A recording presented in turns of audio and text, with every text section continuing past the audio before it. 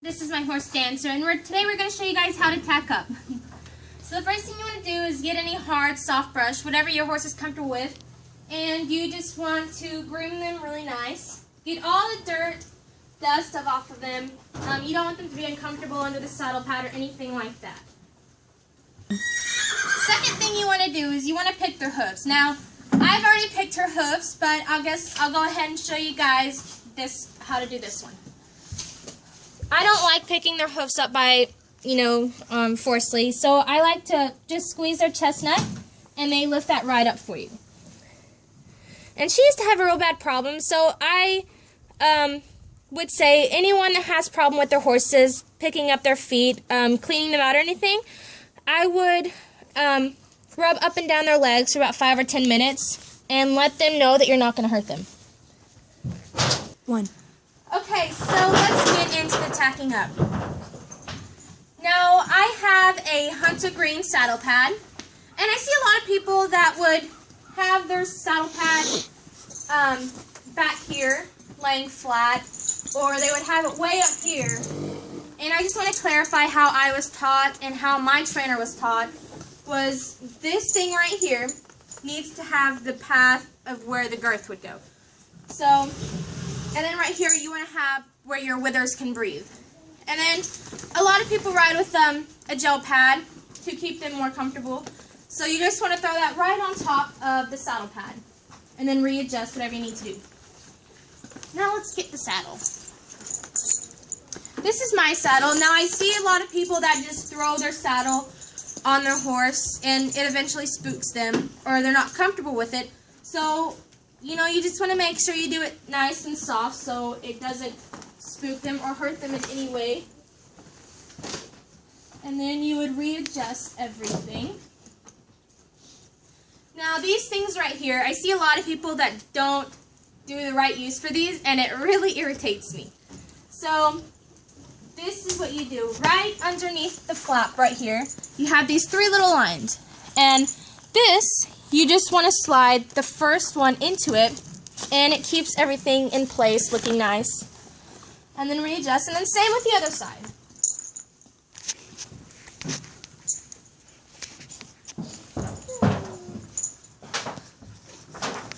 And then readjust.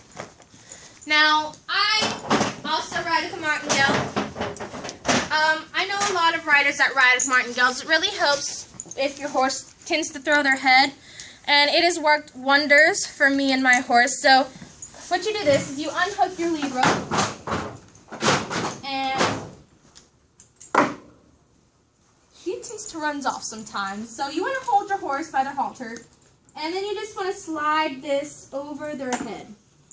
If I can get it over her head. And then you want to hook them back up so they don't get any funny ideas. Now, you just slide this down their neck, and right here you have a little gold piece, or that's silver, my bad.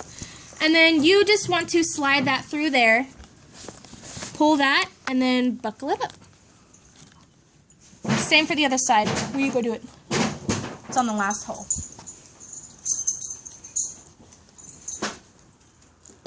Next thing you do is you put your girth on. For you that don't ride with a martingale, I'm sure you still know what to do. But for those who don't, I'm going to show you what to do. Like I said, you want to readjust this to where this path has the girth path.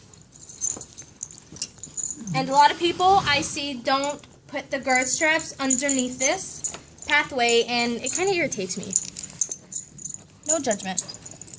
And then you don't want to tighten it all the way because some horses, they tend to get angry about that and they'll turn around and try to bite or snip at you, which I've had happen many times. And you just put that on the second hole. Now, for the martingale, what I was saying is you have a little piece right here. And this goes underneath their stomach. And you just pull the girth through that little opening.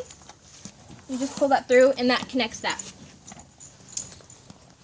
And then same on the other side. You want to you readjust it first. And then underneath the path, or the keepers, and second hole. Now, I've had a lot of people ask me, mostly friends that don't ride, why there's 3. And to be honest, I don't really know why there's 3, but I mean, I would just say, you know, you could use either one of these, and people would ask me if that's dangerous. No, it's not dangerous. It's going to keep your saddle on either way, but that's that. And then you readjust this, and some riders have this flat down, which I don't think that looks good at all. You want to make sure their withers can breathe, so you want to have that nice and, you know, where it has enough room for you. Next thing is the bridle.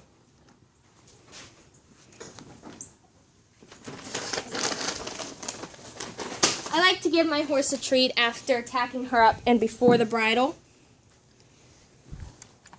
'cause she's a good girl. And sometimes she can be a little crazy with the bridle. She doesn't like to stand still for it. So the first thing you do is you want to unhook your lead rope. And you want to slide the reins over her ears, back on her neck. Will you come on this side and hold her?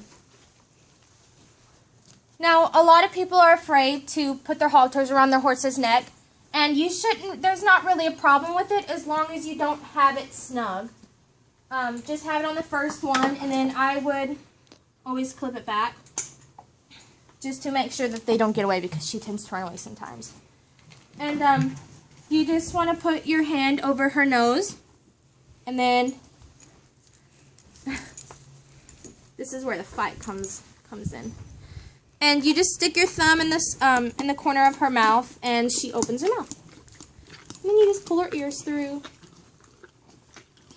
just like that. She's got peppermint breath.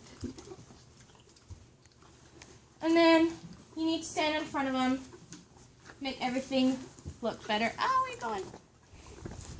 Make sure everything's on right. And then you can take your halter off, because they're not going anywhere. But what I always do, though, is I hook up the lead rope to the side of the bridle. And then you do their throat latch. A lot of people I see, they have their throat latch way down here, or really, really snug right here. And I was taught by my trainer, and my trainer was taught by her trainer to have 4 fingers and be able to twist it. Anything more or less than that is probably very uncomfortable for the horse. I mean, at least I was taught that way. So, 4 fingers. And then I ride with boots on her. But we're not going to be doing anything heavy duty today, so that's our tacking up video. And I hope this helped you guys.